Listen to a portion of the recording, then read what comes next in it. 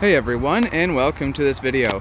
Today I'm at the Junkyard, and what I'm going to be showing you is, I think it's a 72 or so, but it's a Monte Carlo, I believe. The tag says right there. We'll see it in a minute.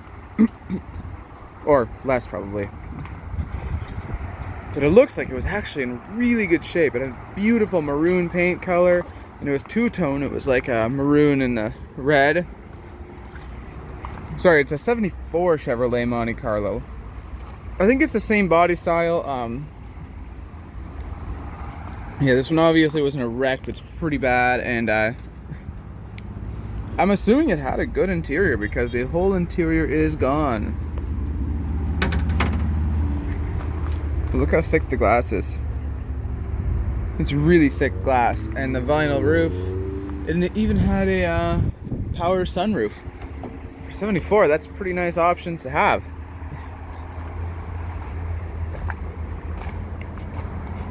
Someone's taken the trunk floor. This car was obviously fully restored and in mint condition before it got hit, so that's really unfortunate. It was probably a beautiful car. Actually, still is a beautiful car, but unfortunately. Actually, this had a custom paint job. Maroon.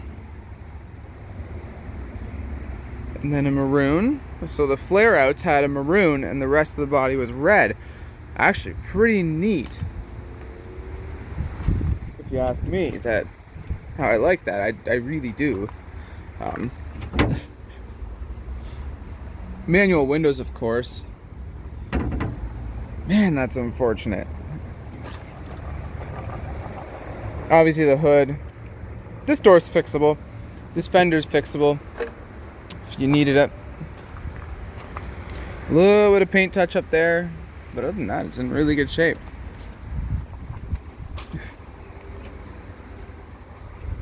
All painted underneath here. Someone took some time to restore this, and they did a real good job. I'm not sure what engine that is. I think it's, being a 74, it'd probably be a 350 small block or a small or a big block of some sort. But you guys, I'm not really up on knowledge on my Chevys because I'm a Ford guy naturally. So yeah, that is probably a 350 if I would think. Someone tell me, because I don't know.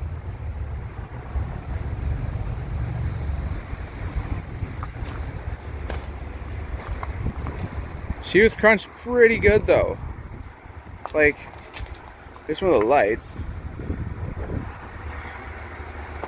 Real bad. And look at the frame, it's just completely pretzeled. Man, that's unfortunate. This thing was in beautiful shape. This thing probably had a really, really high value too, and it was made in the US, having a 1 VIN. Clean, there's no rust inside at all. The only rust that's here is because of people cutting parts out of it, I think. Because once you expose the metal, it starts rusting, but oh, excuse me. I don't know if these are original gauge clusters or not. They might be, but I don't know. Someone please tell me, is this the original gauge cluster or is this aftermarket? It looks pretty original to me though. It's metal, so it's not cheap at all. Here's the dash bezel over there. It's really too bad because this was in beautiful shape.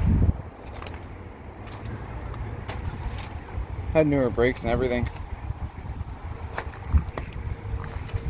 Oh well, I guess sometimes there's casualties in the world of owning a classic car.